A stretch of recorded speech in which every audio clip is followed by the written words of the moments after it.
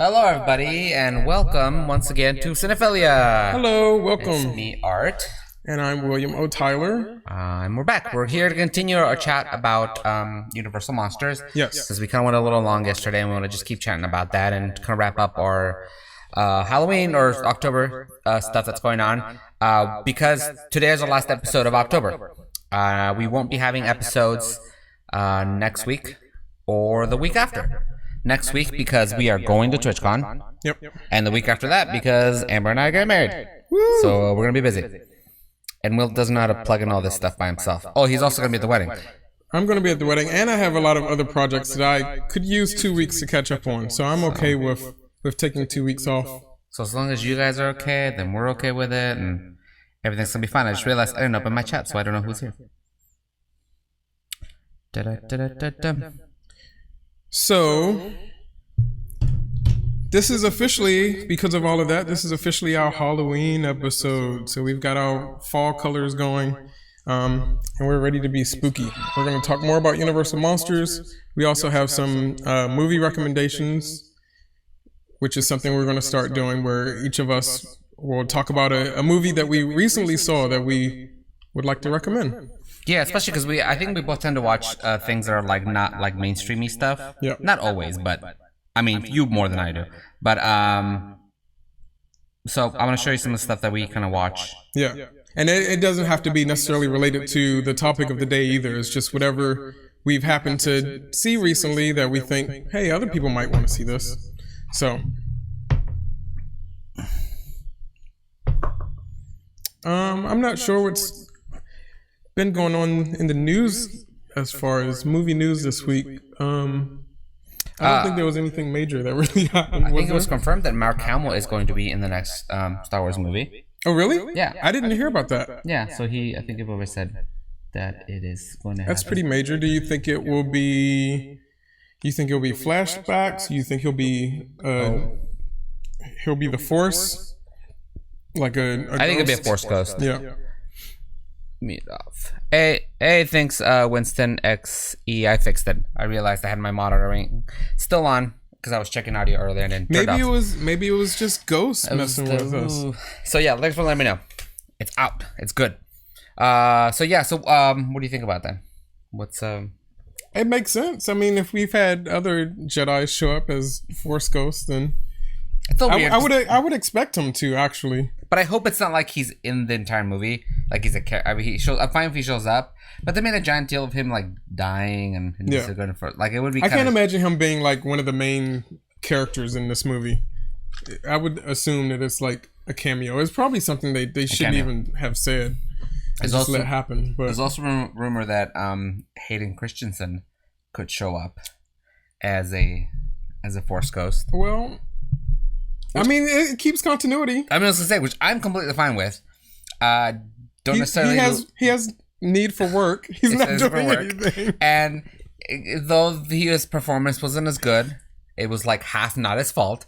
And again, like it's kind of wrapping up. They're gonna wrap the whole Skywalker story, so it wouldn't be good if he like showed up for a second.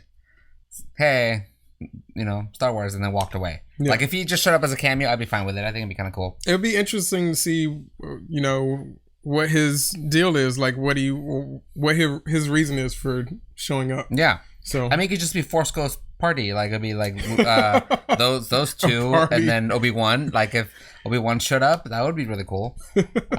So I don't know. It could be fun. Abrams is directing this next one. Yep. Because the last guy ruined the last one. Yeah, I agree. Fight me on that. So yeah, that's what happened. There wasn't really anything else that was pretty big that I remember. I can't. Venom's still doing pretty well in the Venom theater. is doing pretty well, and I haven't been able to see it. I actually have not seen Venom because of MoviePass, because they implemented the new. You can only see a certain amount of movies per month, and I ran out of that time. Like right before Venom came out, I ran out of my limited amount because I was thinking that it was going to be like, since they said per month, I was thinking that it was going to be like a calendar month, but it's not a calendar month. It's based on your billing date. Yes.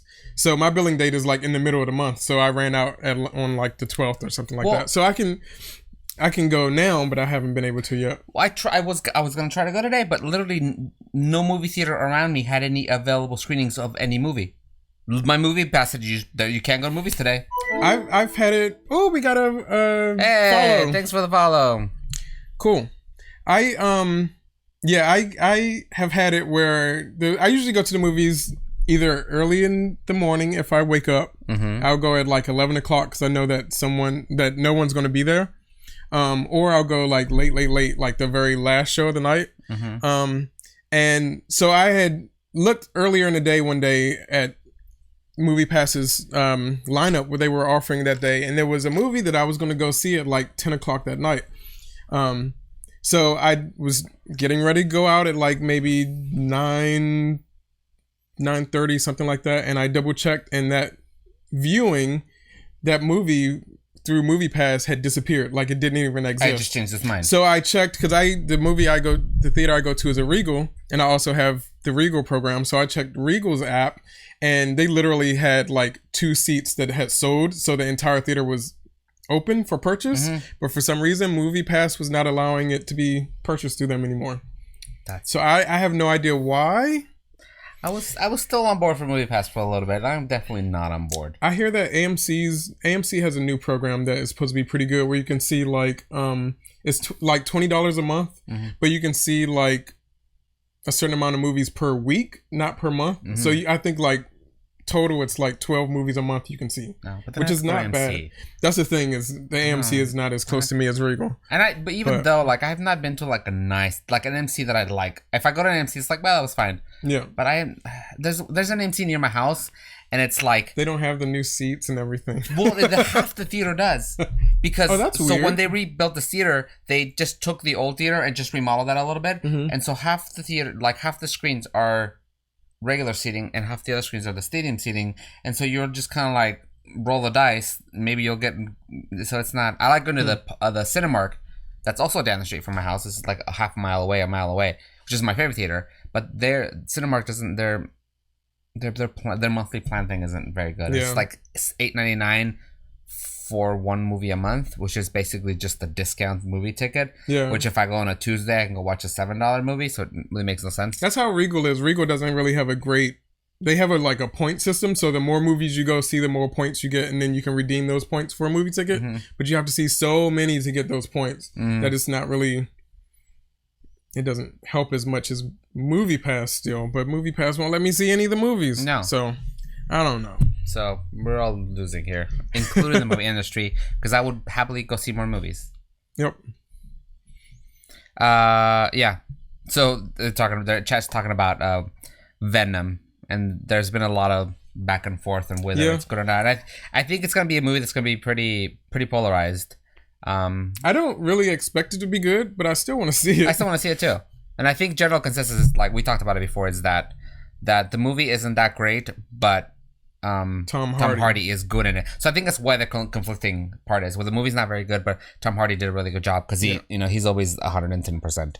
So, yeah, Tom Hardy is like he's a go-getter. So I mean, hopefully it's the beginning of something good. You think they'll do more? You think those? I don't know. I have a feeling they're not going to do any more. I don't. Spoiler alert, but there were some after credit scenes that pushed the story forward. So right. I went and looked those up because people keep talking about them, and I just need to get over with. And just I haven't seen them yet, so I don't. Yeah, I just want to let them. I want to talk about them, but I wouldn't see them. And now, Halloween is also out.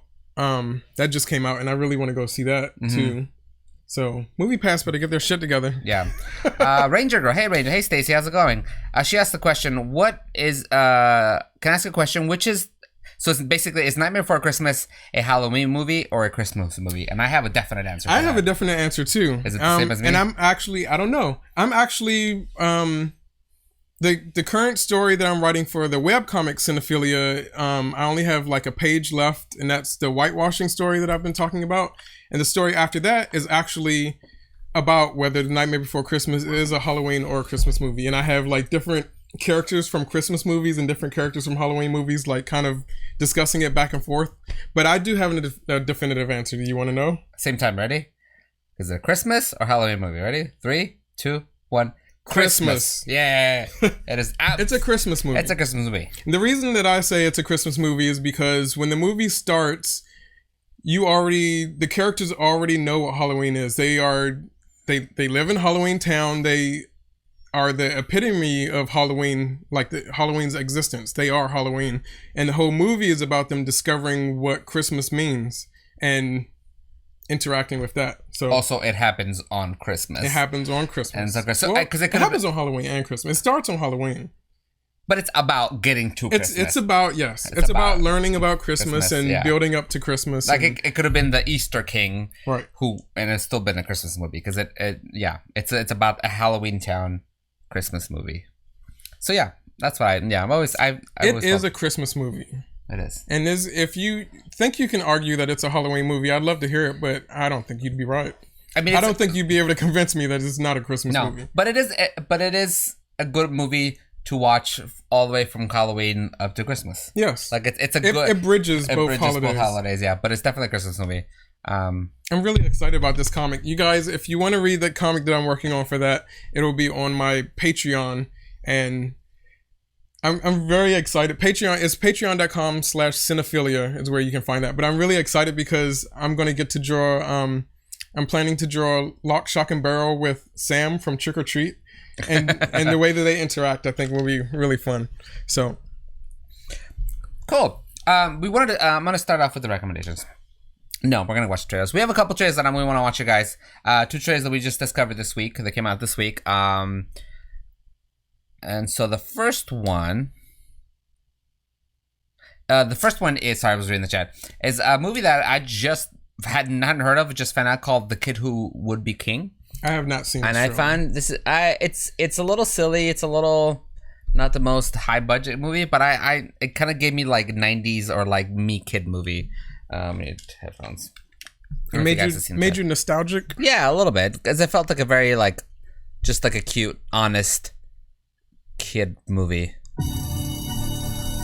Help! Somebody help me! Hey, leave him alone. It's a tough world out there. And it's getting tougher all the time. And there's one person in this cast. Is not going to change. First of all, Hermione is in the cast. Is anybody here? Is that Hermione from the play? From the play. Oh, that's cool. That's Hermione. I've never seen her in anything.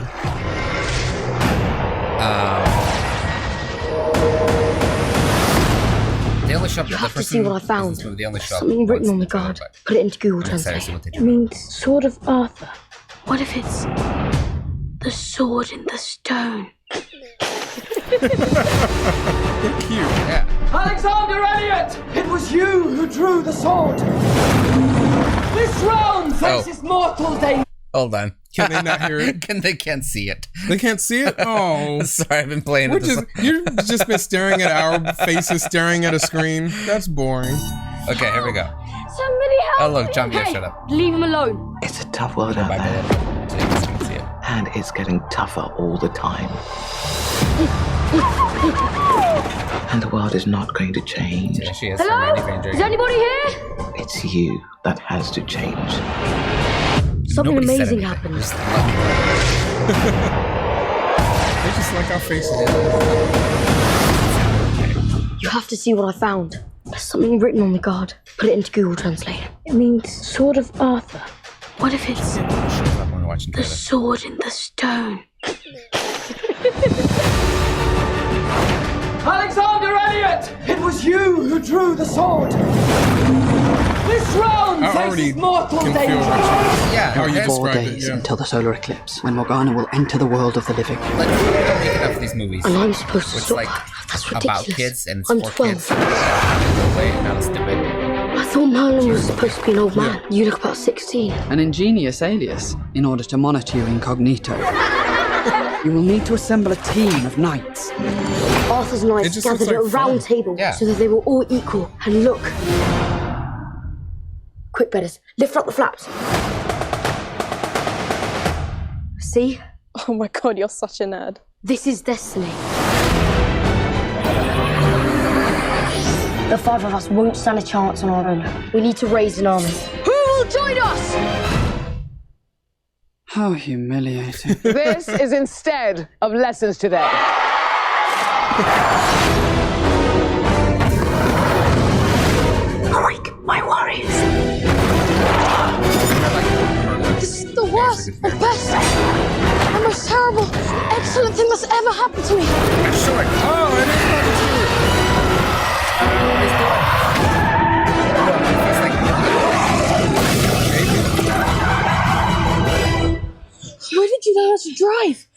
Mario Kart.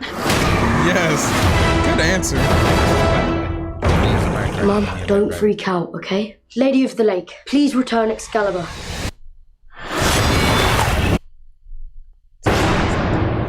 That's cool. So yeah, I totally get the feel that you were describing, where it's just like one of those movies that we grew up with. It kind of made me feel think of Time Bandits a little bit. Yeah, like Time Bandits, Goonies a little bit. Kind of Never Ending Story. Like, yeah, I think that looks like fun. That looks like a lot of fun. Yeah, I think I'm down for that movie. 2019, so we'll see it. Speaking of watching movies as a kid, I want to give a shout out to Jay Koji. Jay Koji showed up last week for the first time, and we said hello when they showed up. And then I got a text after the show was over and found out it's my sister. So, so she's the one that I said made me like do homework while she watched The Gate because I was like too afraid to watch it. Yeah. So hey sis, and thank you for watching. Hello, nice to meet you, sis. Cool. We have another movie trailer. Genevieve just came and said meow and then didn't say anything else. That's fine. That's fine. She's a moody cat, so it makes sense. Stacy says that's every kid's dream to do surf riding instead of schoolwork. Yeah, that sounds fair. So tell me about this other movie. You hadn't seen that. I had not seen that trailer, and you haven't seen this trailer. I just saw this trailer last night for the first time. It's Can You Ever Forgive Me? Which is a new Melissa McCarthy movie, and I'm not a huge fan of hers. Like, she has done some stuff that has been good and has definitely done some funny stuff, but this is more of a dramatic role for her. And it's, I don't know, it just looks good to me. It looks interesting. It's like a mystery drama kind of movie. So let's check it out. Just these. I don't want the others. Come on, man. I slept these all the way here. There's people waiting. You don't have to be so disrespectful. You've actually carried my books here. And you are? Lee Israel. Oh, we have copies of your latest work right over there.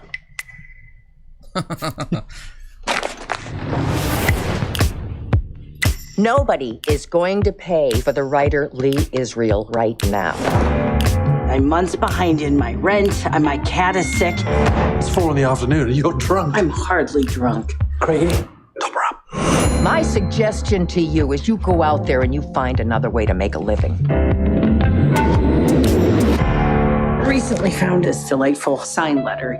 Fanny Bryce, one of my favorites. I could give you 75. Oh. I could give more for better content. It's a bit bland is all. So she's just 14 letters. Yes. Yeah, I can definitely get a lot more for this one. I mean, the PS makes it priceless. Quite by accident, I find myself in a rather criminal position. What criminal activity could possibly involve it, except a crime of fashion? Still a little quirky. I'm embellishing literary letters. I feel like it's going to give her the opportunity to actually clever, don't do you more think? than she Caustic usually does. wit. Yeah, and just not be. This is quite something. Right. She's not slapstick. She's not. There's not going to be a CG. You were looking at 1 month's rent.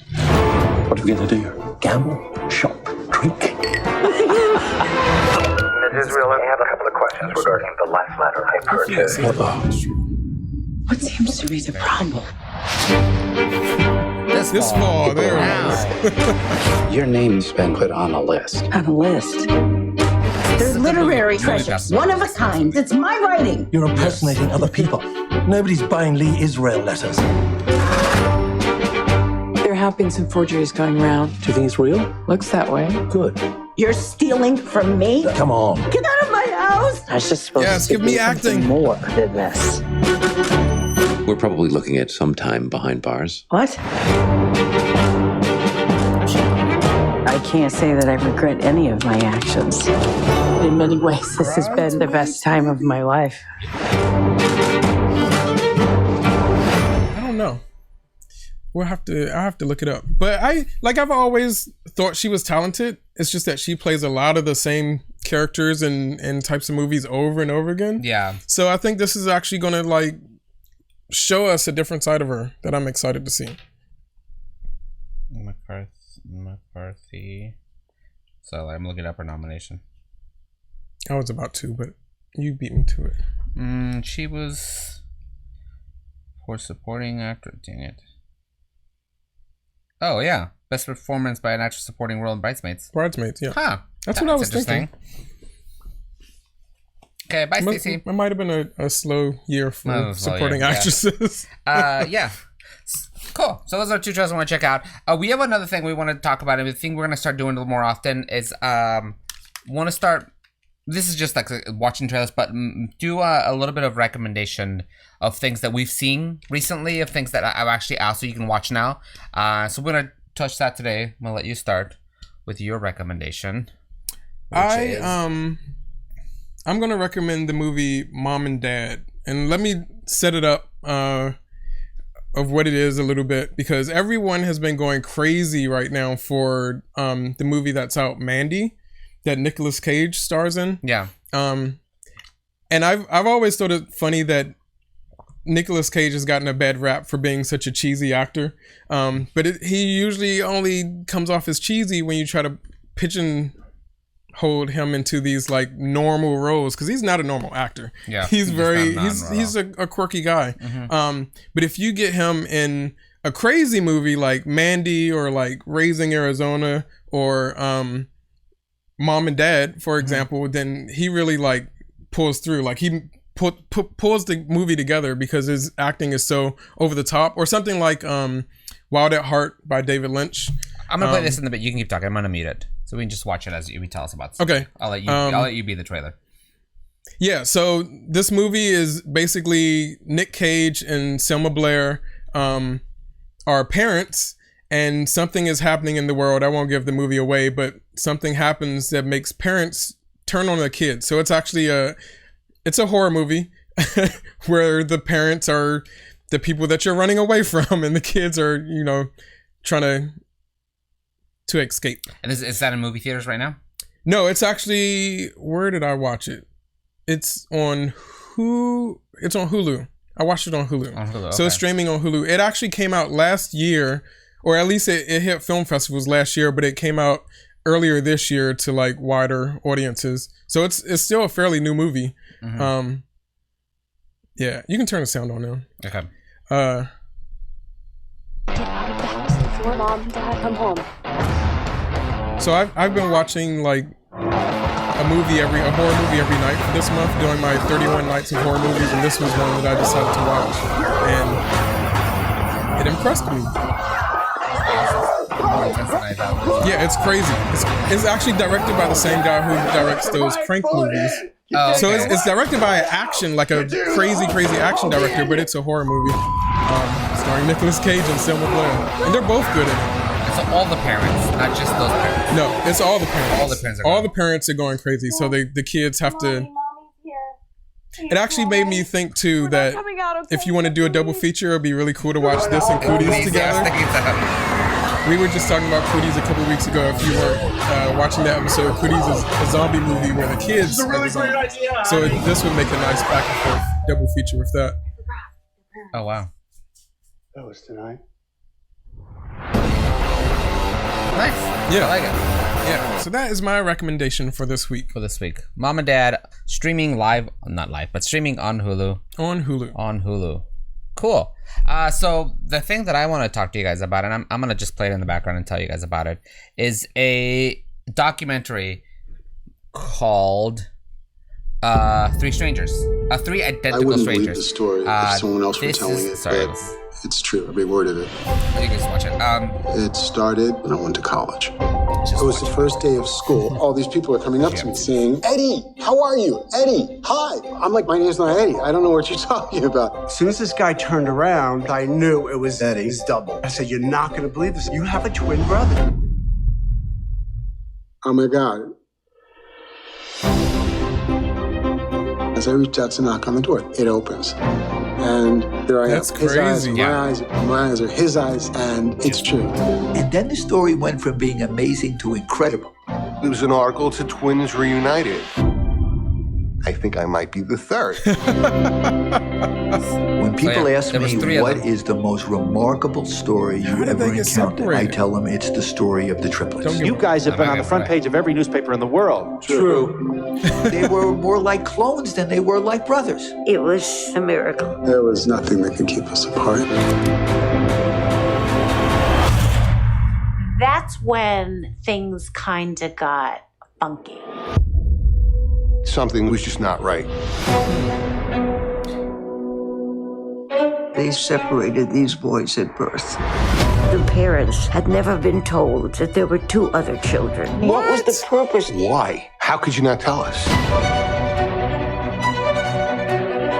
They're trying to conceal what they did from the people they did it to. When you play with humans, you do something very wrong. Who'd be evil enough? I want to watch this right now. I need to know like the story. There's a lot of powerful people that would like to have the story silenced. There's still so much that we don't know. It boggles the mind. It's a mystery. Oh my God. I'd like to know the truth. That's crazy. So you watched that? I watched that. So it's very interesting. The finding out about what happened and why they were separated. You can't even imagine what it was that happened. So when they say like your jaw will be dropped, yes, like your jaw will drop, and you'll wonder why we haven't heard about this more. Yeah. Why this wasn't all over the news, why none of us have heard about it, why it took this documentary to show you this kind of stuff. So it's streaming right now on iTunes. So I paid. It was like $3.99 or $4.99 for the rental. So it's just rentals right now. 3 Identical Strangers. It was really good. Yeah, I was one of those. I was just flipping through things and I saw it, and I definitely worth a watch. And it was really cool to see kind of like a lot of that like nature versus nurture, to see what, the fact that these guys had grown up separately, what things about them were the same, what things were different. This is a brand new movie for 2018. Yeah, it's a brand new movie. Okay. Just came out. So yeah, iTunes is going to be the only place you can see it right now, and it's not streaming anywhere. Yeah, it's not streaming anywhere for free, but it's definitely worth the $3 rental or $4 rental.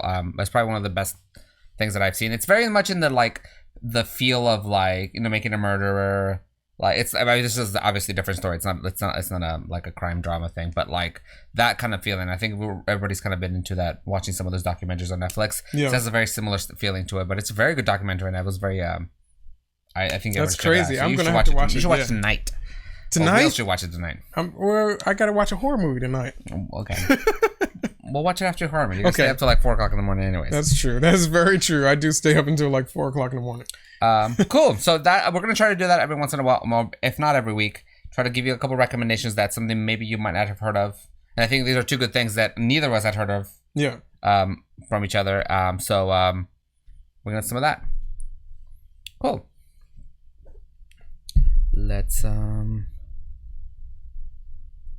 Is it time to get back into Universal Monsters? Yes, back to Universal Monsters. I should have watched the end of last episode because I can't remember where we left off. I think we had started talking about Bride of Frankenstein. We did that. But we did not get into the Wolfman, right? We did not get into the Wolfman. Okay. I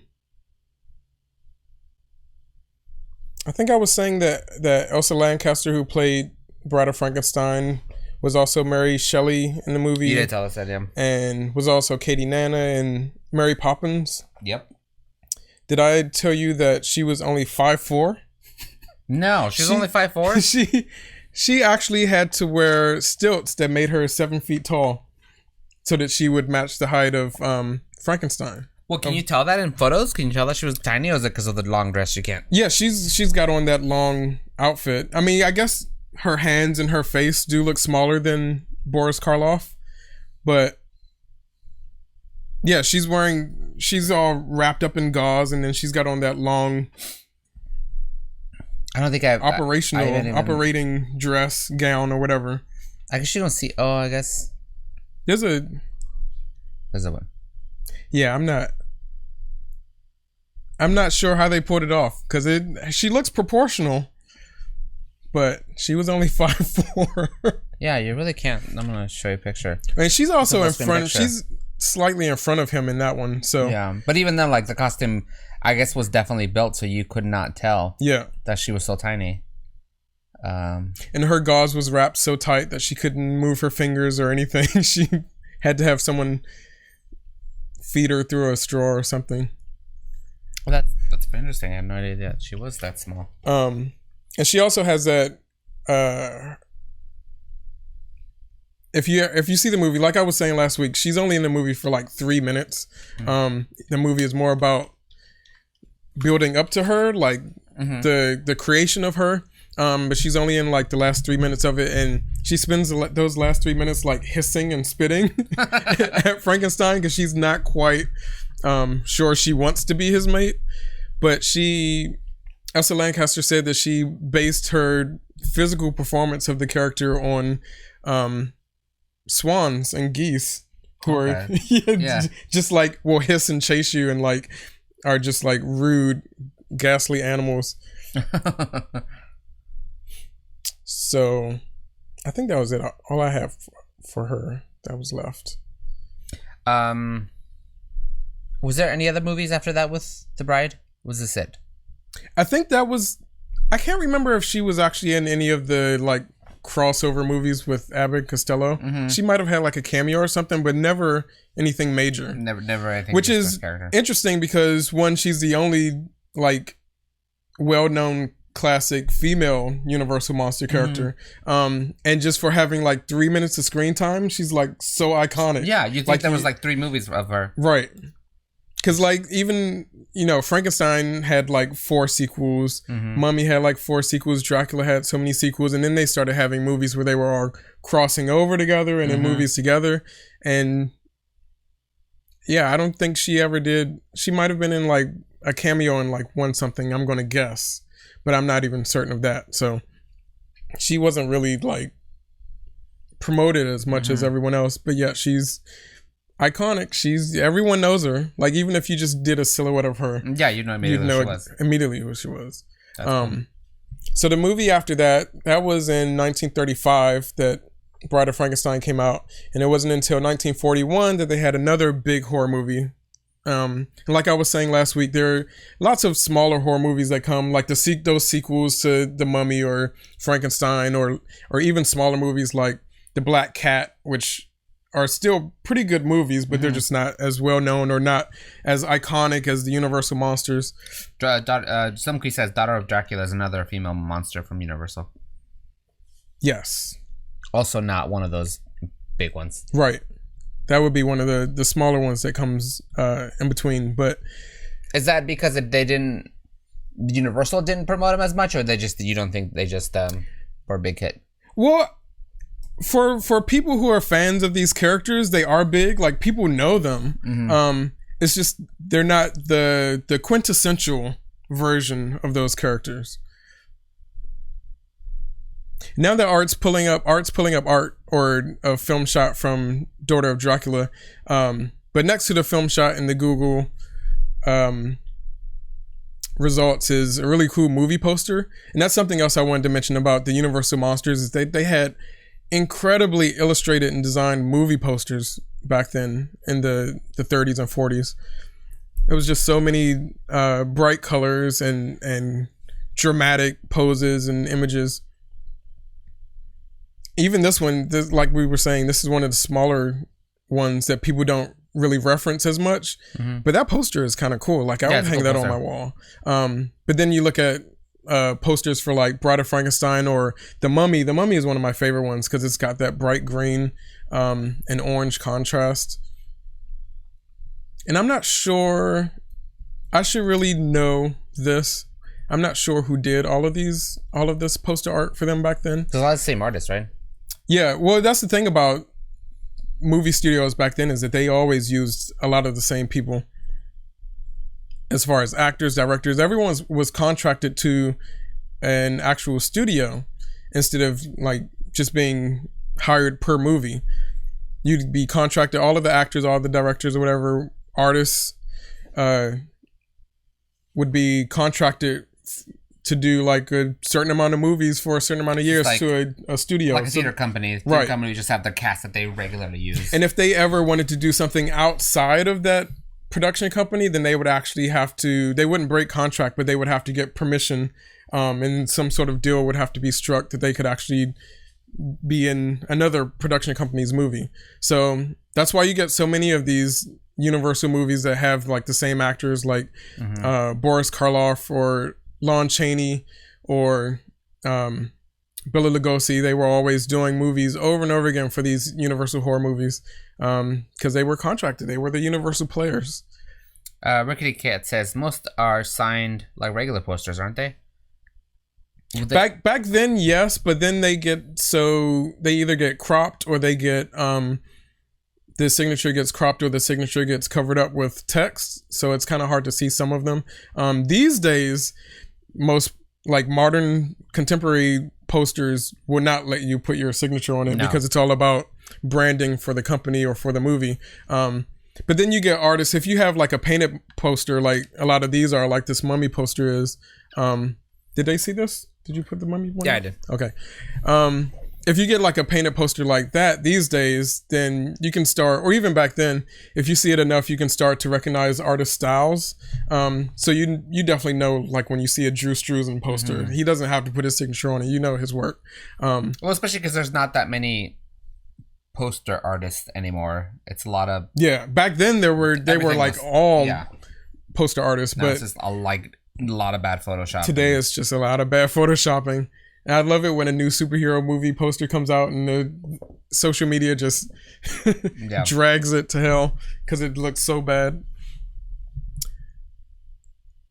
But yeah, these movie posters are beautiful, and I don't own any. I need some posters for my wall. I have a friend actually who has he has it's just like his living room, but he's kind of decorated it to be like like the Egyptian movie theater. And he has a huge mummy movie poster on his wall, and everything in there just looks like the inside of a mummy tomb. It's really cool. I love watching movies there. So the next big horror movie from Universal was The Wolfman, and it wasn't until 1941, which up until then they were kind of doing a lot of movies back to back. Like I was saying, Dracula and Frankenstein both came out in 1931. The Mummy was in 1932, Invisible Man 1933, Bride of Frankenstein 1935, and then they started doing a lot of the sequels were filling in all of this gap. But then they decided to give The Wolfman a shot. And The Wolfman was more original. They were kind of making up a lot of stuff for it. So a lot of the things that we associate with werewolves came from Universal monster movies. But surprisingly, The Wolfman was not Universal's first werewolf movie. Did they have one before this? They had one before this that was called The Werewolf of London in 1935, which was the same year as Bride of Frankenstein. But it's not as well known as The Wolfman. I mean, people know it, but it's not as iconic. Yeah. They originally wanted Karloff to star in a werewolf movie. Not necessarily The Wolfman, but they were writing a movie just for him, for Boris Karloff. And for some reason, I'm not sure why, that ultimately wasn't made. But they ended up making The Wolfman and ended up casting Lon Chaney Jr.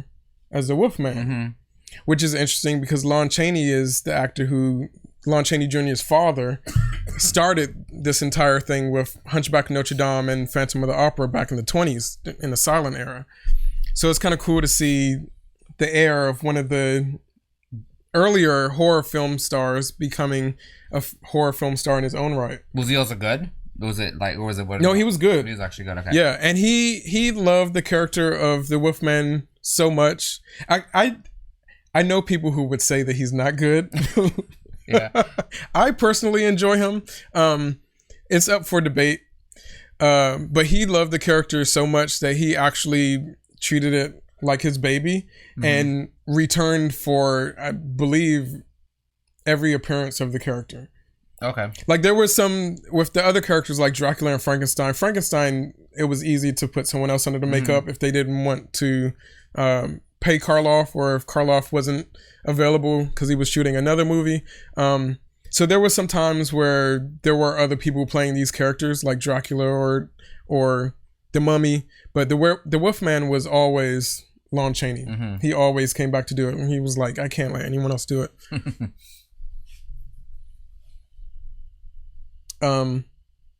So yeah, like I was saying, a lot of the folklore that we know about werewolves came from Universal movies. The Wolfman did not actually create the folklore of the change happening during a full moon, but that did come from one of the Wolfman sequels. Oh, okay. Yeah. So in this movie, he actually didn't change because of the full moon. He just changed because of it was what needed to happen. Yeah. The fur, Wolfman's fur was made of yak hair that was singed with a curling iron and applied to Chaney's face, arms, and legs, and he wore a rubber nose to make him look like a wolf. And they did the transformation. They did the thing where they just dissolve from one. Didn't they do the stages? So the Wolfman actually does not have a full on-screen transformation like in one shot because of exactly what you're saying. They did dissolves on his face and on his. I think there's a series of dissolves on his feet, either hands or feet, to show him changing. And I'm not sure how many different shots that actually took, but it was not one long. Like they would do a little bit of makeup, shoot it, do a little bit more makeup, shoot it. So it was like, I'm sure an all day event to do that one like 10-second. Because I think they only showed once. Do you actually see the transformation like in the close? Because there's a close up shot of him that you see his face. Yeah, and they do that for him. Yeah, so it's just a series of dissolves. I actually have that here, but I don't. I wish I had looked up how many shots it actually took to do that, because that'd be interesting to know. The Wolfman also has the first, I guess not the first big set, but at the time of filming, it was the biggest set that Universal had ever built, which was the Forest set. Yeah, it took up like an entire soundstage, and they just like covered it with fog. And there's a story where the leading lady in the movie, I forget who the actress is. I didn't write her name down. I'm missing out on things today. Yeah. Rickety Cat says, on the death scene, they showed the dissolve back to human, yes? I don't remember that part. I can't remember if they actually showed it. They might have. Or they might have just like panned away and then panned back or something like that. There was some sort of trick. But yeah, they had things or they had ways of working around showing and being creative, because this was like way before CG. Yeah, for the most part, they would avoid showing you, and they probably just show you once. But I think I don't remember if they should did it twice and showed you on the way back. But I'm pretty sure the close up on him transforming is only once during the movie. I think it's the first time you see him actually transform. Yeah. So the actress, the leading lady, it was so foggy on the set that there was a shot where she's supposed to faint in the movie, and she actually did faint. She faints or gets knocked out. I can't remember which, because it's during a big fight, and so her direction was to lay in the fog and stay there until the shot was over, and then get up. And the fog was so thick that she actually passed out while she was laying there. That's fun. And when the shot was over and they called cut, everyone started moving things around for the next scene, and no one noticed for a moment that she wasn't there. And then they had to like clear it out and revive her, which kind of sucks. Mummy Cop. I've never seen Mummy Cop before. Hello, Mummy Cop. It says the Mummy poster was designed by Carol Gross. Sotheby's is currently auctioning the original poster and is expected to sell for between $1 and $1.5 million. It's worth it if you have that much to spend. Yeah. I think to have an original poster like that is kind of amazing. Carly Gross. I'm going to have to research that name. Thank you, Mummy Cop. Fitting that Mummy Cop, I know who Mummy Cop is.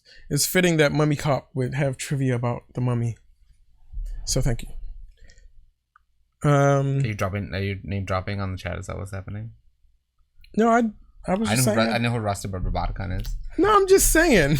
Because you said that you've never noticed Mummy Cop. God damn it. Silky says, I hope it doesn't get shredded when it gets sold. Did you see that? Oh yeah, the Banksy thing? I thought that was brilliant. Did you watch the video that he made where he basically told that it malfunctioned? It was supposed to go all the way down, and it was supposed to fall through and completely be. Oh, I didn't see that. I saw a video examining how it was made inside, because he didn't actually show how he did the like how what exactly he put in the inside. He just said that he made a paper shredder, and so someone actually went through their theory of how it was made, and it's actually an old magic trick. It's a pretty. I'll send you the video. Yeah, it's because a I really saw the cool video video. where actually they show the inside of the thing, and you see all the blades and how they put in the mechanism. But the video that I saw had the theory that the original painting is still intact. That there were two paintings like in front of each other, and so the magic trick is when the original painting goes down, it just rolls back up. And because the way that the blades were situated from what he showed, they were kind of further back from where the actual picture was. So there will be a second picture that comes down in the back and gets shredded. Oh, and not that one? Yeah. Because I don't know if it's true. That's just a theory. Because the video they released, and we're off tangent, but this that Banksy prank was amazing. In the one of the test videos, he released a video of some like behind the scenes work. Did a test when you actually see the entire thing fall through. So I think it didn't go all the way as it was supposed to, because it's supposed to shred all the way through, and all the pieces were supposed to fall on the ground. Interesting. But that one I guess didn't finish it. If you don't know what we're talking about, Banksy is a graffiti artist, or like a what would you call him? He's like a social commentator, graffiti artist. He's like an obscure artist who keeps you don't know who he actually is in real life. He's British, but you're not supposed to. I think it's kind of been revealed secretly, but I'm not gonna get into that. But anyway, he does like street art and stuff like that, and these really high end like art dealers have been taking his art off of the street and selling it in galleries for like millions and millions of dollars. And when he creates, I mean, anyone who creates street art will tell you that street art is for everyone, and anyone walking down the street should be able to enjoy it. So the fact that these high-end big gallery people are spending so much money and profiting so much, I mean millions of dollars off of his work, really ticks him off. So what happened was there was a framed portrait that he had done, not a portrait, but it was a painting that he had done that was being auctioned. And as soon as the auction happened for however much money, as soon as the piece was sold, the picture dropped out of the frame and was shredded. And I think that's like amazing. Well, in the following week, he did the other stunt where he went. I was in New York in the park where there was an old guy with a bunch of Banksy paintings, originals signed by him, and we were selling them for $60. And so $60. He had there was maybe like 10 or 15 of them, and so some people actually bought them, were able to buy them. But there's obviously like it's $60, and he sold a ton of them. Original Banksy signed paintings for $60. I would have got one. That's kind of amazing. So and most people didn't know what they were seeing when they walked by, and there was only a few people who realized what they were and they were real. Yeah. But check out Exit to the Gift Shop. It's a film about him, and I believe that's on Netflix. It was on Netflix at one time. It wasn't. I don't know if it's on. I'm not sure if it still is, but yeah, Exit Through the Gift Shop is a movie about his work. Back to the monsters. Worth watching. Back to the monsters. So like I said, Lon Chaney Jr. was the Wolfman. Claude Rains and Bela Lugosi are also in the Wolfman, although they're not the monsters. But Bela Lugosi, who played Dracula, and Claude Rains, who played the Invisible Man, are both in that movie, not as Dracula or Invisible Man, but other characters. So it's kind of cool to see all these actors working together. Universal was nervous that the Wolfman would not do well because it actually premiered around the same time that Pearl Harbor happened. Oh yeah. So they were worried that it wasn't going to make its money because of all the tragedy going on. Like that obviously is going to be the focus, something that major. But of course, when things like that happen, people have to escape. They have escapism. So it didn't bother Wolfman at all. Like they still made a lot of money. And so they continued making, they made a lot of Wolfman sequels, or at least a lot of, I think there were a few Wolfman sequels, and then Wolfman started showing up in everything. Like Wolfman and Frankenstein, and there were, I can't remember exactly how many, but there were quite a few Abbott and Costello movies, which you would think wouldn't work to see these comedy guys with interacting with. I mean, obviously it would be funny, but you wouldn't think that the horror characters, these monsters, would still have the same gravitas, I guess is the word, as they would in their horror movies, because it's more of a comedy. Yeah, but they do. Yeah. They're still creepy and they're still like iconic, and they still like have these great moments with Abbott and Costello. So if you've heard that these monsters meet Abbott and Costello and it's like, that sounds whack, I'm not going to watch that. Don't think that. No, those movies are still worth it. They're still really good movies. And like we were saying towards the end of last week, I believe we had started talking about how this was like the original cinematic universe, because all these movie characters started crossing over and stuff. We should talk more about what they were trying to do with the Dark Universe, like more recently. Which that's what they were calling it when they were the Tom Cruise Mummy. Oh, that's what they're calling it. Yeah, they were calling it the Dark Universe because it was supposed to be a modern day version of, because cinematic universes have become a thing now, like especially with Marvel, because Marvel has put it off so well that everyone else is trying to replicate it. DC should be trying to do it, but they should be trying to do it better than they are. Hopefully they're going in that direction now, that they're doing it better. But yeah, Universal came back and was like, we can do that too. It's almost like they forgot that they already had done it. But they tried to do this whole new dark universe with all of their characters existing in the same world, but the movies just kind of sucked. What they got? They got the Mummy. What else did they get out of? There was it was supposed to have start with one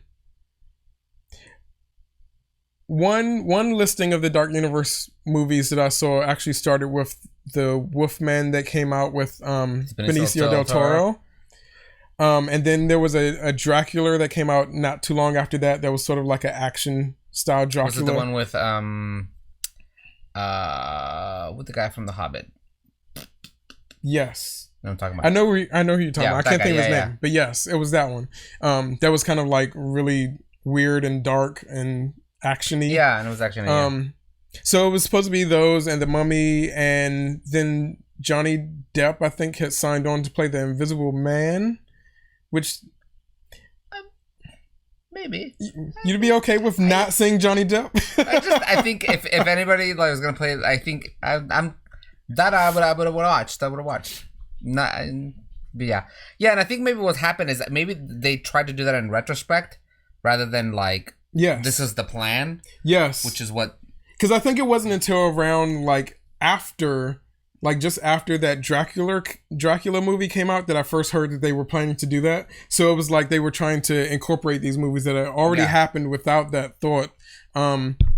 And honestly, that Benicio del Toro Wolfman movie was horrible. Yeah, it was awful. It looked cool. It looked cool, and it wasn't. But yeah. So yeah, had they put in the forethought, I don't know that they didn't. I don't think they initially thought that this was going to happen either. No, they were actually just like I was saying, the movies started making so much money that they were like, okay, we're going to keep doing these because they're making movies. But they're also doing them close back to back. Yes. So maybe that's what helped them. Because they will borrow things from each other. But yeah, having this long thing, and I think if they started now and they wanted to do that, they would have to scratch everything, start from the beginning, start completely from the beginning, and then hire a single person to be in charge of this whole universe. Well, that's actually what the chat is talking about right now, whether the Dark Universe could actually still work. And I believe it could, and it almost did, because when they started to say that they wanted to do a universe is when Guillermo del Toro was interested in directing movies for them. For some reason, I don't know what the reason was, but for some reason that didn't work out.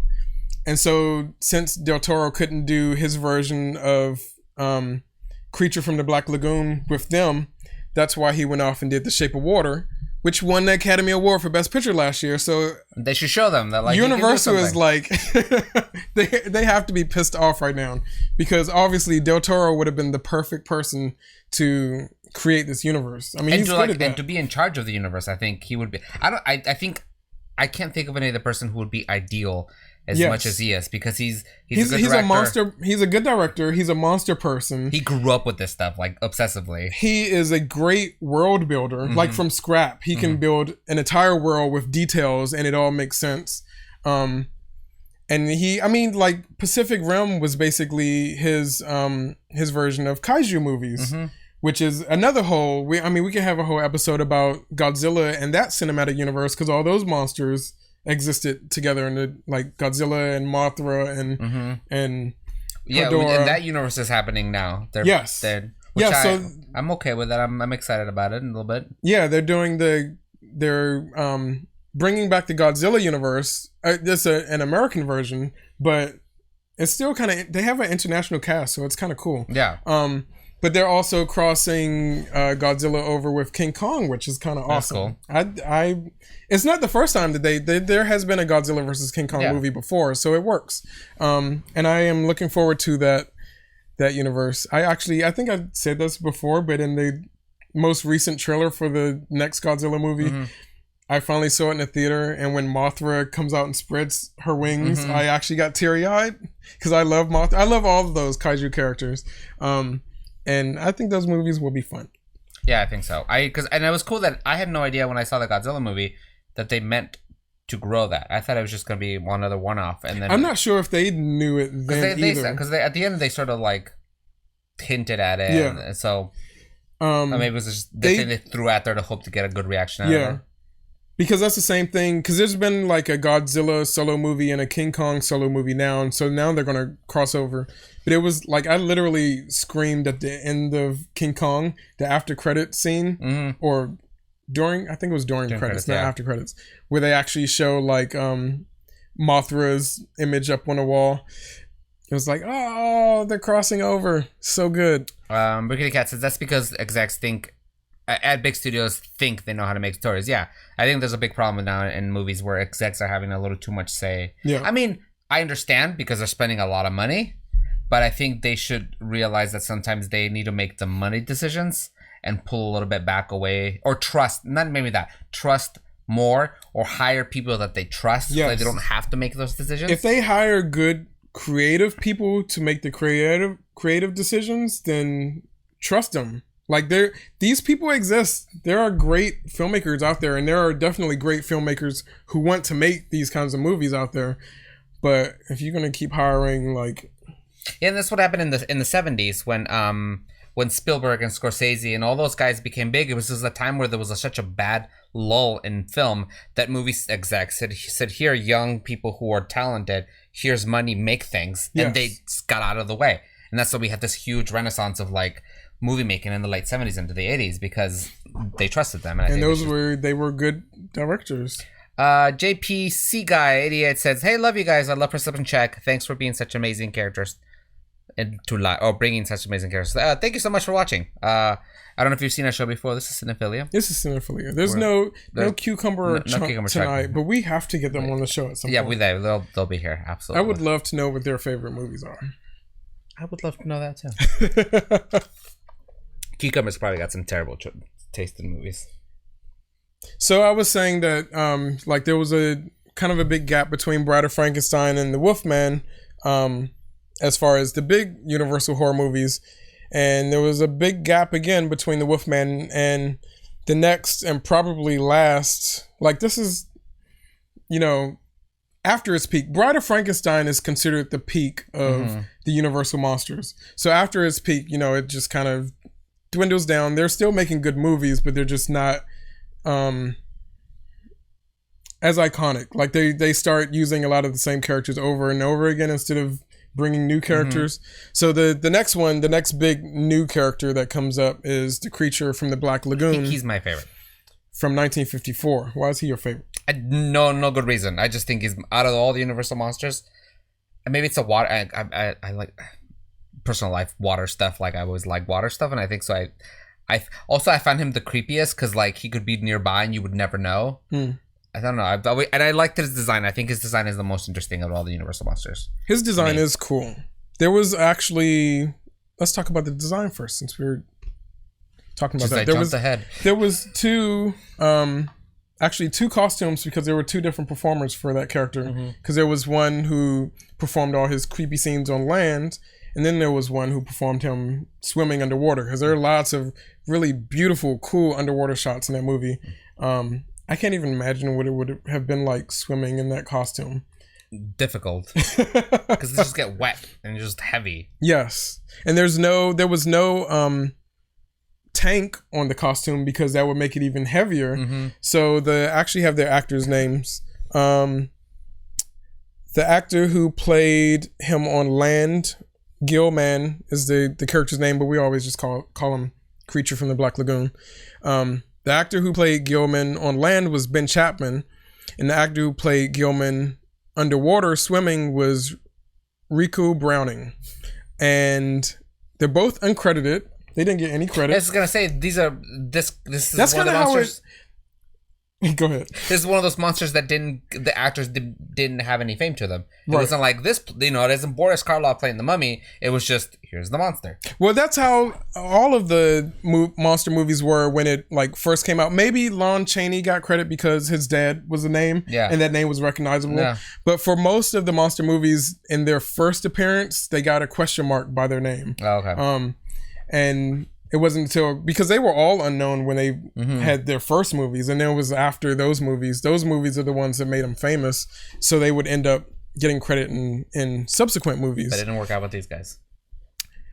I don't think there was a sequel, was there? I don't think so, no. I think that was it. Yeah. Yeah, there were 2 different suits made, one for land and one for swimming, underwater shots. And there is a rumor, but it's also a disputed rumor, so I don't know if it's true or not, that the underwater suit was visually lighter, like almost a yellow instead of green. This is a black and white movie, by the way, so you would just be able to pick up the shades of gray. Yeah. And so for the underwater shots, the suit would have been lighter. If the rumor is true, the suit would have been lighter so that the character would stand out from the murky water that he's swimming in, because it gets really gray. That makes sense. Yeah. But I've also read that it wasn't true and it was just shot well so that you could see the difference. So I don't know what's true. Because they still do that now. Yeah. That you make costumes different colors depending on what you're shooting on. What movie was it? So in the Hobbit, there was a scene, and I can't remember the reason. It's the cameras they were shooting on. I think there's a part where they're walking through the forest, and in real life, everything was like crazy colorful. I think a lot of the costumes in the Hobbit had like a lot of reds and weird colors because when they were grading the film, they needed a different look. So they were adjusting things in real life that weren't actually not. Did any of that have to do with Gooch Camper quote us, Revenge of the Creature 1955 is a sequel. So there was a sequel to this movie. I don't think I've actually seen Revenge of the Creature. But was any of those color changing things for The Hobbit, did any of that have to do with the frame rate that they were filming? No, it had to do with the color grading I think they were doing. Not the frame rate stuff. It's interesting, especially with, that's obviously a full color movie, but it's interesting, like with these old movies, if you ever see shots of sets or costumes and stuff from a movie that was black and white, how different the colors actually are. Yeah. Like when we were talking about Night of the Living Dead and we found that color portrait. Yeah. And it was just weird to see. If you Google Addams Family set, there's a couple of pictures that you can find that show the full color of the Addams Family TV show set, and you would think that it's just like all drab colors because that was just such a dark and macabre show, and the set was like a lot of pinks and yellows. Yeah. And it's just bizarre to think of it, but yeah, a lot of black and white stuff used a lot of different colors than we would think to, because they get captured differently in black and white, so you want to make adjustments for that in real life. The other thing that works in favor of Creature of the Black Lagoon to kind of get that separation between the creature and whatever, dark, murky water that he's swimming in is the fact that the movie was filmed in 3D. Oh, it was? Yep. Have you ever seen it in 3D? No, I've never seen it in 3D. I own it in 3D, and I think it's something you should watch because Creature from the Black Lagoon is actually my favorite 3D movie. I'm gonna have to see that. Your mind, I'm telling you now, this might be overhyped, and I don't care. Your mind will be blown having because you already know the movie. Yeah. Having seen the movie, you would think that everything is just like. I don't know how they pull it off. You can look at a shot in that movie that's underwater where it's literally just water. It's just like shades of gray, like that's all you see on a flat screen. If you watch it in 3D, there's so much fucking depth there. I don't know how they did it. Like it's just incredible. And is it like the red and blue, or what kind of 3D is it? Well, back when it first came out, it was red and blue, but it's been updated to regular 3D. Yeah, so I have it with the regular. I'm so jealous that you have a 3D TV because I looked for one that I wanted and I couldn't. I lucked out with it. It was kind of a gift from my housemate. My housemate bought it. Because I'm bummed that 3D is not a thing anymore. In home 3D, because I always home 3D has been a better experience for me than movie theater. Yes. 3D. Well, I don't know if it was you. There was some time that I had you guys over. Yeah, we watched the movie. We watched. I think it was Wreck-It Ralph in 3D, and it might have been Candace. Someone said that they actually thought that 3D on my TV was better than movie theater 3D. Yeah, and I think a lot of it's because it's backlit, so you get a lot. Yes. It doesn't do that. It's not as dark. It's not as dark. So I know. I wish they hadn't given so quickly on 3Ds. Well, 3D TVs. If you want to watch 3D, you can just come over and watch 3D. I was supposed to start a movie and I never did. Nope, it's just sitting there in the menu. The mummy menu sitting back there. But yeah, the 3D and Creature from the Black Lagoon is my absolute favorite. It's just mind-boggling that the 3D that they got out of 1954, because this was kind of like there had been like experimental 3D things up until this point, but I think it was like 1953, 1954 when 3D first really became like a thing, like a pop culture phenomenon. The same year, I believe it was 1954, it might have been 1953, Vincent Price's House of Wax came out, which was also 3D, and I have that in 3D too. You should watch it. It's in color, so it's cool, but there's something about Creature from the Black Lagoon being in gray, like black and white, and still having so much depth. It's just I love it. I can't. I should be playing that right now, even though they wouldn't be able to see it in 3D. But so that was the Creature from the Black Lagoon. Is the last of the big horror movies of the Universal monsters. Like it wasn't. There were still sequels, and I think this is around when Abbott and Costello started. So there were still movies happening, but that's the last big iconic introduction of the Universal monster. The Creature Walks Among Us. Apparently there's a third one. Gooch Camper. I wish that Gooch Camper lived closer because I would love to have him on the show. He is very knowledgeable. It's kind of funny whenever I watch a horror movie, I'll go and like chat up with him or vice versa. And we'll give each other trivia and stuff. Gooch Camper says LOL. I Google a lot. Well, I Google a lot too. Actually, after every single movie that I watch, the first thing I do is I go to letterboxd.com, which is a website I'm obsessed with, and put it into my viewing diary and rate it. I watch so many movies that if I don't rate it right away, then I'll forget. Like if it's a good movie, obviously I'll remember it. But I watch so many movies that aren't really good movies. There's a lot of not good movies that I don't want to watch again. So I make sure that I rate it so that if anything ever comes up about it, I can look and go, oh yeah, I rated that. And I don't have to watch it again. I know that I already didn't like it. So that's the first thing I do after I watch a movie is I'll go rate it and put it in my viewing diary. The second thing I'll do right after that is look at IMDb's trivia and Google and Wikipedia and just read about if it was a good movie. If I want to spend time doing that, then I'll read about how that movie was made and all of that stuff. So apparently I missed a subscription like way earlier. Winston XC subscribed for another 3 months. Thank you so much, Winston. Woo! Winston's always here. Yes, I recognize recognize Winston from always being in the chat. And Winston was in our Star Trek RPG a whole lot bunch. Oh, cool. He was a dropped character.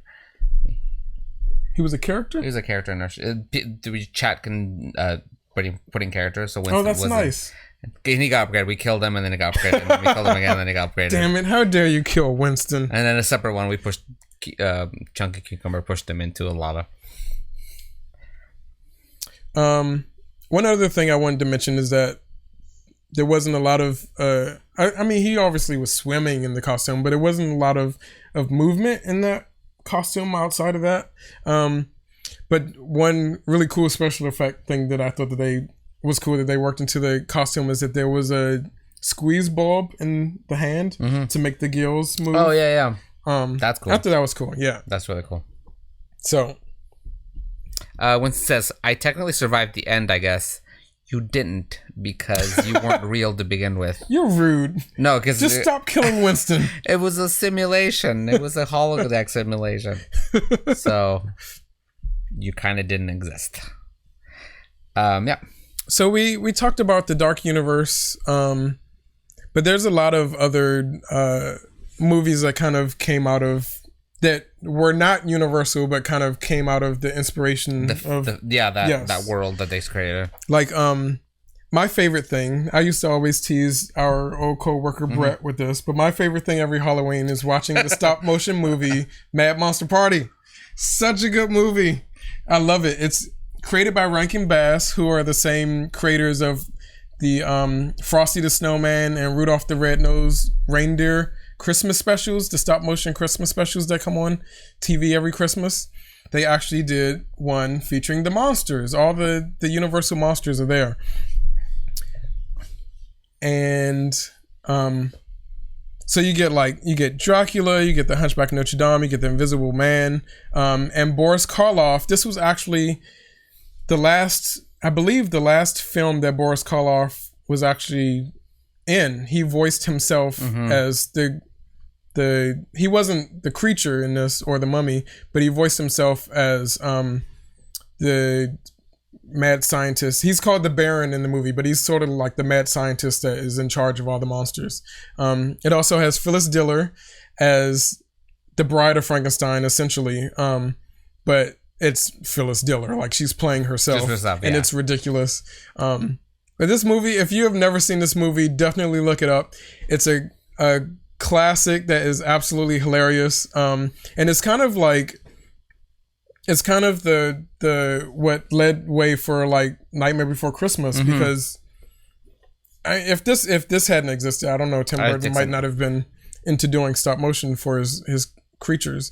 But yeah, I personally watch this every single Halloween, and sometimes more than once. That. And we tried to watch it at work when we worked together. We would always try to watch it at work, and we had a coworker named Brett who I don't think he actually hated it, but it became such like a running gag that he hated it that he kind of played it up every year. I love Mad Monster Party. Quasi says, was Rocky Horror Picture Show a parody of Universal Monsters?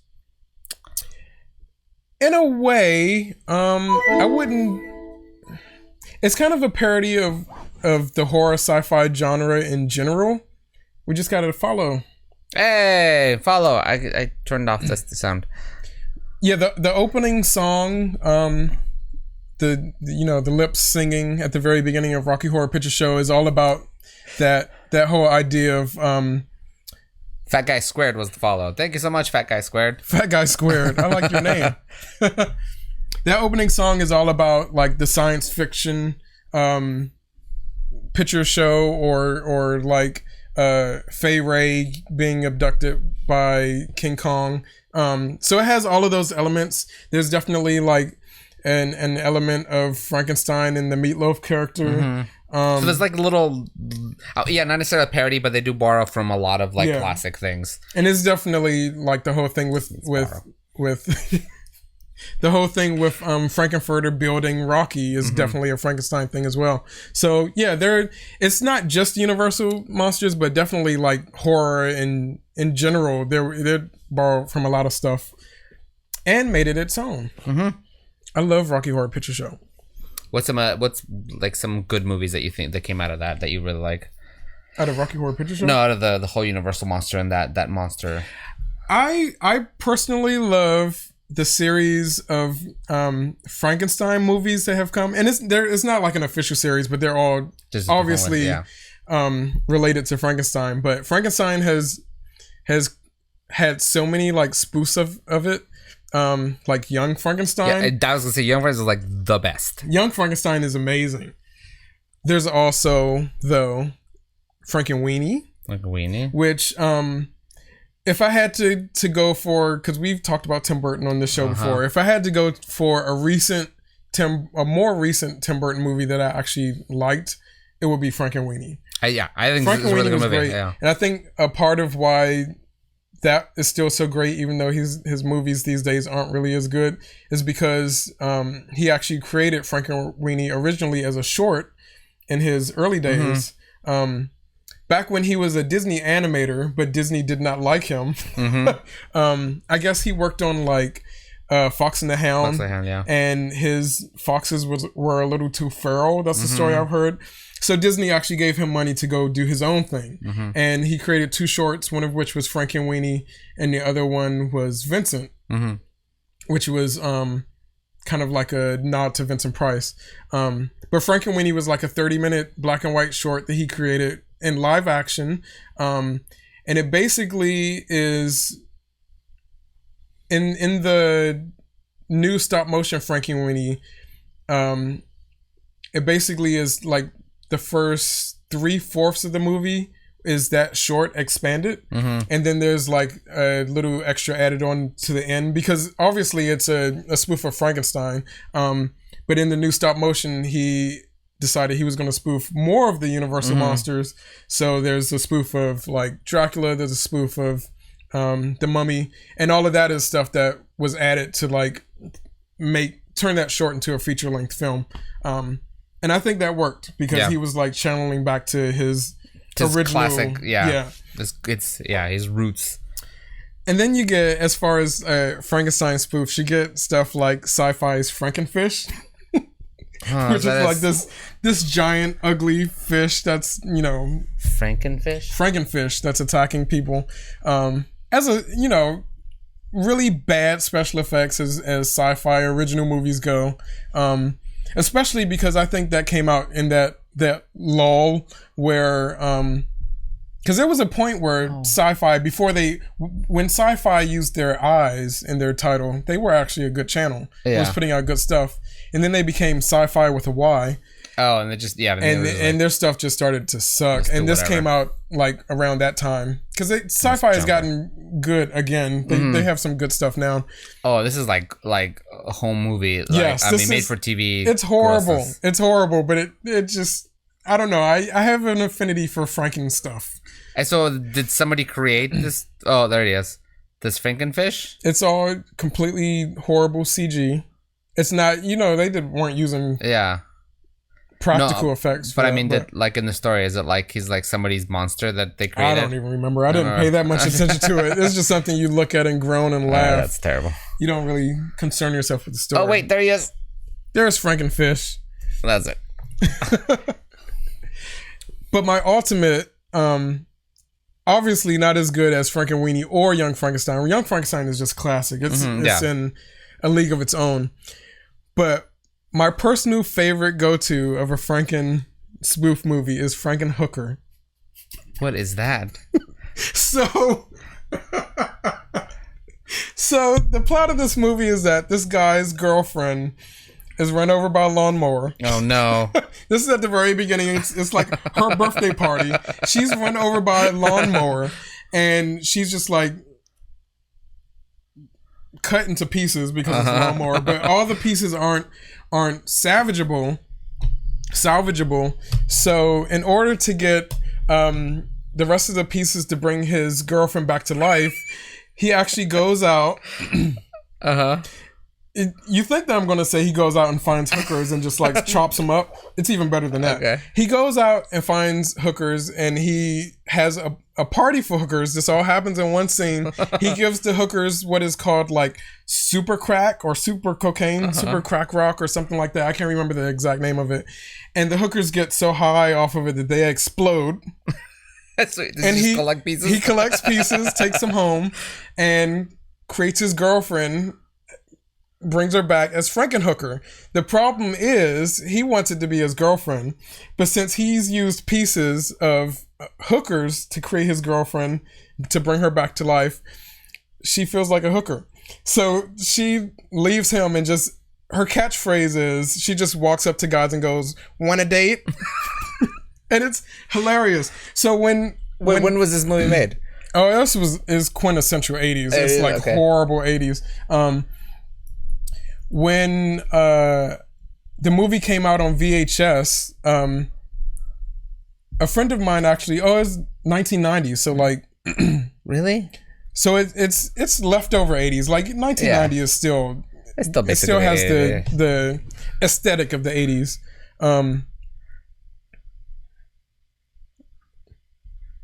Oh, this looks terrible. Yeah, it's pretty bad. That is super low budget 80s. These are the hookers. Oh no. He's measuring hooker size. She is. That's Frankenhooker. She's amazing. I love her. She's sort of like a precursor to the Corpse Bride. Okay. But Corpse Bride is a little more classy. Yeah. Obviously, she's not a hooker. This is such a fun movie. It's ridiculous. This is a movie you should put on as a group and just like laugh hysterically at. Do not take it seriously, but it's a lot of fun. Oh, there's pieces he made other little monsters. It's crazy. So what I was saying was I had a friend who worked in a VHS store when this movie came out on VHS, and there was actually, this is probably a collector's item on eBay now, and there was if you could pull up that poster, there was a VHS of this image where if you actually pressed the character on the cover of the VHS, there was a audio switch in it that actually said "Want a date," which is kind of cool. So this one. Yes. You can get it on Blu-ray. Yes, I have it on Blu-ray. If you want to watch it, you think that I don't have this movie on Blu-ray?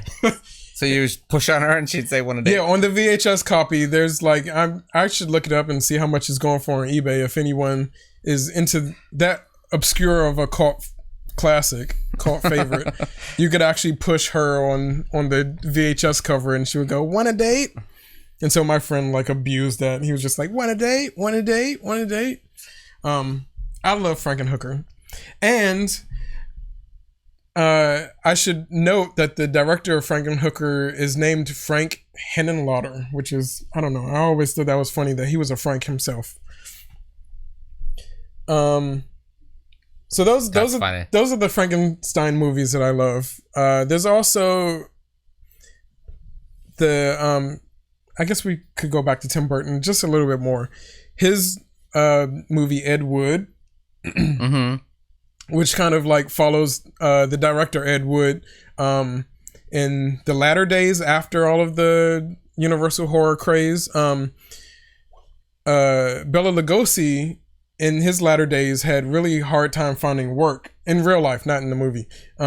He had a hard time finding work after, he got older and horror movies weren't as, or at least those horror movies weren't as big anymore. So he ended up working with the B director Ed Wood a lot in his like really campy movies. And Tim Burton's Ed Wood actually is a really, really touching like exploration of Ed Wood and Bela Lugosi's relationship during that time. So it's, I would say Ed Wood is one of my higher up Tim Burton movies. Like it's definitely a great movie. Before he took the dive. My boyfriend Dave definitely loves Ed Wood and would say it's his favorite Tim Burton movie. He's not a big Tim Burton fan, but yeah, he loves that one. Also that came out of inspired by the Universal movies, the Hammer horror movies ended up having a whole series of Dracula movies starring Christopher Lee. Yeah. And that brought Dracula back. That was like when Bela was falling off and Dracula hadn't been a thing for a while. Hammer kind of brought Dracula back up with Christopher Lee. And those movies are amazing too. Definitely worth checking out. The Hammer movie, we could do a whole episode on Hammer movies too. Hammer was a production company that also specialized in horror movies. And they were British, right? They were based out of, I believe they were a British production company. So you get all of those classy fellows like Christopher Lee playing these monsters. And they were popular in the 50s. So it was after the Universal craze had kind of died down. And then the other thing that I have on here that we kind of started talking about earlier was Shape of Water. Yeah. Because that is essentially like a mashup of Creature from the Black Lagoon and Beauty and the Beast, but twisted to fit modern day, where minorities are the heroes, and the woman is the one who's saved the creature instead of the creature holding a woman hostage. Yeah. The woman is saving the creature and kind of bringing him into her world, which is a nice little twist. Yeah, I like that. And then in the movie, it even has. I mean, it definitely was like he was not trying to hold back the homage to things. He just was like, "Here it is. Yes, enjoy it, but it's gonna be different. But enjoy it." And I think that was really good decision. Oracle 44 just mentioned Grinding Nemo. Is that a real movie? Because I have not seen that, and I feel like I need to see that. I forgot to change the gold bar. You forgot to change what? The gold bar for the money. So we're $100 away from a Barca. when during perception check, we when you get to $100 in donations, we have to sing a song, and I didn't change the bar. And I didn't even talk about the spin wheel. I didn't talk about donations today. Look, we're supposed to be singing. Yeah, well, it's okay. We are $100 away. Unless somebody donates $100 right now, there's no Bard songs happening. I didn't even talk about donations or the wheel today. We got so into the monsters today. I mean, one of my favorite movies I think came out of the that was. I really enjoyed American Werewolf in London, and I think that was that's again. I think we talked about it before. It was one of those movies that I was probably too young to see when I saw it, but it stayed with me, and it was one of the things that got me into like special effects and puppetry and all that stuff, which is it's such a good movie. Yeah, I love that movie too. Like I was saying, like a lot of the werewolf lore came out of the Universal Monsters, so it's almost like how Night of the Living Dead kind of like paved the way for zombies. The Wolfman really paved the way for werewolves as we know it. So a lot of movies have that to thank. But American Werewolf in London is probably my favorite werewolf movie. Yeah. No, I did. I can't think of any other werewolf movie that had such a like good balance of scary and like funny, and there's so many funny moments in that. And it's weird because you don't think it is. Yeah. Because it definitely like peaks the other way too, where like it's just gross and like scary. Yeah. But they did a really good job with that. And I don't know that there's any other werewolf movies that I really enjoy that like that. The transformation scene in that movie. It's the best thing. Epic. Yeah, it's like 7 minutes. If you haven't seen it, you can just watch that transformation scene and it's incredible on its own. But within the context of the movie, it's even better. So definitely watch that. If you haven't watched the movie, watch that movie. If you don't want to watch the movie, just go to YouTube and I'm sure you can find the transformation scene. It's one of the big things that make Rick Baker. No, that wasn't even Rick Baker. That was Stan Winston. Who was it? I thought it was Rick Baker. Maybe it is Rick Baker. It was the other. It was from. Sorry. No, it was Rick Baker. Anyways, yeah, I thought it was. They dedicated a whole. I think it's 7 minutes to him transforming into a wolf for the first time, and it's amazing. Have you ever seen? I'm not even sure if it was supposed to be a remake or a sequel, but American Werewolf in Paris. Oh, I saw a trailer to that, and I was not. So you've never seen the actual No, I didn't movie? even bother with it. Yeah, it's pretty awful. Because it had really bad. It was like early bad CG, and it would look really bad. Yeah. There was actually. I actually saw that in the theater when it first came out. Thanks for the follow. We got. Ooh, another follow. Mrs. Schmidt, 928. Thank you so much for the follow. Yeah, Miss Schmidt. Let me see if I missed any other ones because I keep forgetting to turn them on. No, that's it. Thanks so much for follow. Thank you for joining us today. We're having a lot of fun. As Secret Saiyan says, it's a sequel. I think it was a sequel, but I don't think it was a very good sequel. Yeah. What was the movie? It wasn't a good sequel. Was it one of the Van Helsing ones or one of the newer? With Hugh Jackman? Oh, maybe that was where the werewolves. I really liked the werewolf transformations where it looked like that was Universal. Yeah, I believe that. I mean, that easily could have been the beginning of a cinematic universe, and I think they wanted to do a sequel to that, but they never did. It never happened. But the werewolf transformation was cool because it was the one where like instead of the people transforming into werewolves, it looked like the werewolves were exploding out of the people. So like werewolf mouth was coming out of the person's mouth, and like the human part ripped off of them. Like they there's really cool. There's a really cool scene also in Trick or Treat, which is it's become like my Halloween standard movie, like Halloween holiday movie, because it actually is about Halloween, where the main character is like named Sam Hine. So it's it has a lot of like different monsters and killers and stuff in it, and it's all these different stories that cross paths. But one of the stories is about werewolves, and the werewolf transformation scene in that is kind of incredible because it's these I don't want to give it away. I don't want to tell you who it is that's turning into a werewolf, because if you haven't seen it, it will give it away. But the instead of like transformation, like you were saying, they actually are ripping skin off of them, like the skin is a costume. Oh yeah, and they rip the skin off of them, and the werewolf is just underneath. And it's a really cool. It's one of my favorite segments in that movie. I mean, outside of the character Sam, because he's really the best thing about that movie. And I was also gonna. What was the other thing? Did you watch the TV show Penny Dreadful? I didn't. So good. It's one of the best shows, at least the first 2 seasons. It lasted for 3 seasons. The 3rd season kind of stunk. But the first 2 seasons were like some of my favorite television of the past few years. Yeah. Like it's just incredible. But that show basically pits all of these characters that we know into the same universe. You have like Dracula, you have a Frankenstein character, you have a Wolfman, and they all kind of interact and cross over. So that's kind of a shared universe inspired by the Universal monsters as well. That's cool. Yeah. All right, I think we're gonna have to wrap it up because Quarter to One is ready to go. Woo! If you guys don't know Quarter to One, it's a fun show with video games and a kind of a jerk character called Lightbot who kind of a jerk, but he's funny. So that's coming up next, like literally just in a couple minutes. As soon as we finish this, stay if you haven't seen it. It's really fun. It's really silly. It's a lot of fun. If you're new to us, thank you for following us. Thank you for coming to watch. If you don't know a lot about us, if you just joined us today, we also do tomorrow night we do a show called Perception Check on Hyper RPG, which is a separate channel. But if you just want to come back on Wednesday, you will see regular Perception Check, which we do here. We'll be back here at 7:30 p.m. for Perception Check, which a couple of our furry puppet friends show up and help us play Dungeons and Dragons. Ooh. So thank you so much for doing this today. Just so you know, the next 2 weeks there won't be any Cinephilia. Yes. This was our official Halloween episode because we've got other things going on. Art's getting married and people are going to TwitchCon, which are all important things. So we're taking 2 weeks off.